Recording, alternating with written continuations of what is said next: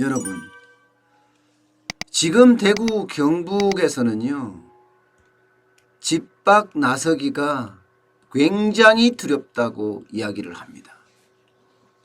저도 저 막내 동생이 지금 대구에 살고 있는데 매일 아침 또 매일 저녁 전화를 하게 되더라고요. 말은 간단합니다. 나가지 마라. 나가면 위험하다. 특히 조카들 조심시켜라. 이런 이야기를 저는 계속하고 있거든요. 그런데 동생은 그러더라고요. 직장을 나가야 되는데 안 나갈 수는 없지 않느냐 하는 이야기가 이제 일반적인 이야기입니다. 그렇지만 대구는요, 또 경북은요, 사람들이 모이는 곳에는요, 아예 사람들이 없습니다. 모이는 곳에 없어요. 동성로라든가 번화가들 있잖아요. 그러니까 마치 유령도시 같다는 이야기까지 할 정도입니다. 이게 대구만 그런 것이 아니라요, 경산이나 영천이나 청도나 심지어는 상주까지도 지금 코로나19가 확산이 돼서 코로나19 공포라고 이야기할 정도로 사람들이 나오지 않습니다. 그도 그럴 것이 지금 확진자가 벌써 얼마나 됐습니까? 610명이에요. 610명. 검사 중인 사람이 오늘 아마 10,000명 넘을 가능성이 굉장히 큽니다. 8,057명이고요. 또 이 코로나19로 죽은 사람이 벌써 6명입니다. 벌써 6명.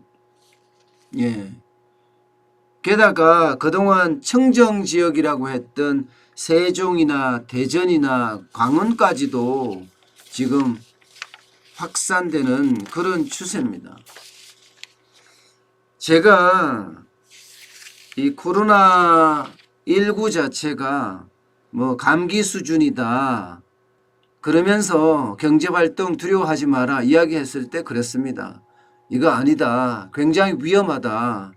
게다가 지난주뿐만 아니라 그 전주 2주 동안을 봐야지 한다. 그렇게 제가 말씀을 드렸어요. 그런데 그 예측이 현실로 드러나서 참 안타깝습니다. 안타깝습니다. 정부도 과할 정도로 통제를 한다고 이야기를 했는데 사실 정부가 말은 그렇게 했지만 과할 정도로 통제를 하지 않았습니다. 그 때문에 초기 대응에 실패하고요. 게다가 어느 정도 잡히는가 싶다 이런 이야기를 하면서 너무 안이하게 대처하는 바람에 이렇게 온 나라가 시끄러울 정도까지 됐습니다. 지금 감염 경보 단계도 지금 심각 단계로 올렸어요. 관심에서 주의로 경계를 계속 유지하다가 이번에는 심각 단계로 올렸지요. 사실 이 부분도 이제야 심각 단계 선포했나 이렇게 말할 수 있을 정도예요. 그만큼 너무 안이하게 대처하는 것, 그리고 중국의 눈치를 보는 것, 여기에다가 시진핑 방안을 어떻게 하든 성사를 시켜야 되겠다는 것, 이런 여러 가지 요소들이 작동을 한 것 아닌가 싶습니다.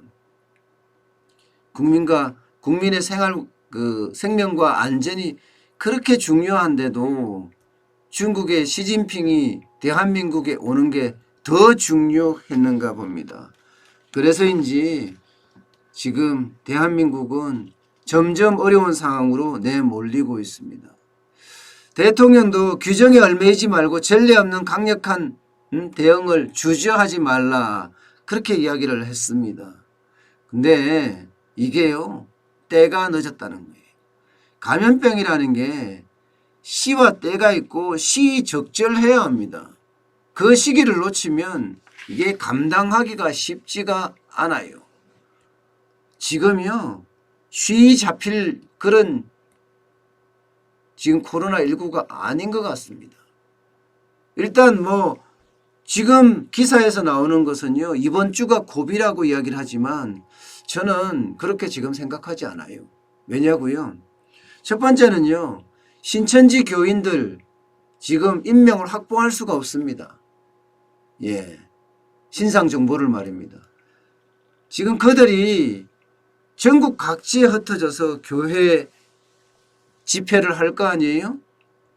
게다가 신성정보가 25만을 공개해 줄 수가 없다고 이야기할 정도니까 아마 이들이 계속 전파하는 거 이거 감당하기 쉽지 않을 거예요. 이거요. 예. 두 번째는요. 중국 유학생의 문제입니다. 중국 유학생이 국내에 체류하는 사람이 한 7만 명 가량 된다고 합니다. 그중에 6만 명이 춘제에 중국을 가든가 홍콩을 가든가 마카오를 가든가 아니면 해외에 있는 가족들을 찾아갔었단 말입니다. 그중에 이제 절반 들어왔습니다. 이제 절반. 3만 명 가량 들어왔고요.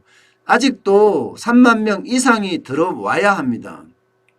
또 그들은 전국 곳곳으로 전국 곳곳 대학으로 다 퍼질 거란 말입니다.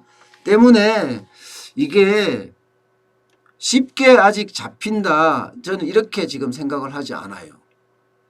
지금은 예측 불가라고 생각해요. 예측 불가. 예측을 하려고 하면요. 신천지 교인의 개인정보가 알려져야 하고요. 그들에게 전화든 아니면 뭐 찾아가서 방문이든 그들이 지금 어떻게 지내는지 찾아봐야 합니다. 그래야지 이게 예측 가능하게 돼요. 중국 유학생 같은 경우야 뭐 그 지역에서 본인이 이제 찾아갔던 가족을 찾아갔던 지역에서 우한 폐렴 환자가 없었다 그러면 한 2주 동안 격리하면 충분히 예측을 할 수 있지만 이 신천지 교인들에 대해서는 예측이 안 됩니다. 때문에 이번 주는 제가 봐선 최대 폭으로 늘어날 거다. 그렇게 예상을 해요. 1000명 이상 늘어날 거예요. 1000명 이상 갈 거라고 봅니다. 예. 게다가 사망자도 점점 늘어날 가능성이 굉장히 커졌습니다. 오죽했으면 대통령이 이게 심각 단계 4단계로 올렸겠어요. 이게 4단계로 올리면요. 굉장히 많은 치명상을 입을 수도 있습니다. 경제에서 말입니다. 왜냐고요? 이렇게 되면요. 휴교, 그죠? 휴원, 그 다음에 심지어는요. 직장 폐쇄까지도 지금 계속 일어날 거예요. 그러면 국내 경제가 굉장히 어려워지는 데다가 확진자가 다녀간 곳이라면 무조건 문을 닫아야 돼요. 그 크기가 작든 크든 말입니다.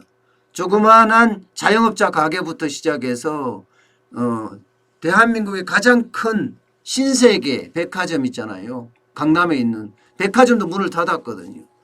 그만큼 이게 경제에 미치는 파장이 굉장히 커질 수밖에 없습니다. 휴교하죠. 학교를 지금 일주일 미뤘잖아요. 교육부에서도요. 3월 2일 날 입학식 해야 되는데 3월 9일 날로 미뤘습니다. 그러니 이게 내수가 제대로 살아나기가 쉽지가 않다. 게다가 심각 단계로 올릴 경우에는요. 해외에서도 국내 한국인을 막게 돼 있습니다. 예. 그만큼 이게 중하다는 거예요. 엄중하다는 거예요. 그래서 지금 뭐 심각 단계로 올리면서 그동안은 보건복지부 장관 중심, 질병관리본부 중심으로 지금 운영을 하다가 이제는 국무총리 중심으로 중앙재난안전대책본부로 격상을 했습니다. 늦었죠. 많이 늦었죠. 문재인 대통령은 본인이 야당 시절에 메르스 때 말입니다. 그렇게 난리를 쳤거든요. 청와대가 컨트롤 타워가 돼서 국가 재난에 대해서 열심히 해야 되는 것 아니냐 하는 이야기를 했었지만 정작 본인이 대통령이 됐을 때는 지금 질병관리본부 복지부 차원으로 놔두다가 이제 겨우 국무총리 주제로 이제 바뀌었어요. 뭐 대통령이 직접 청와대가 직접 컨트롤을 한다는 이야기는 아직 없을 정도입니다. 그만큼 지금 이 코로나19 사태는요. 점점 커지고 있는 그런 상태입니다. 게다가 집 밖 나가기가 두렵다 이 말이요.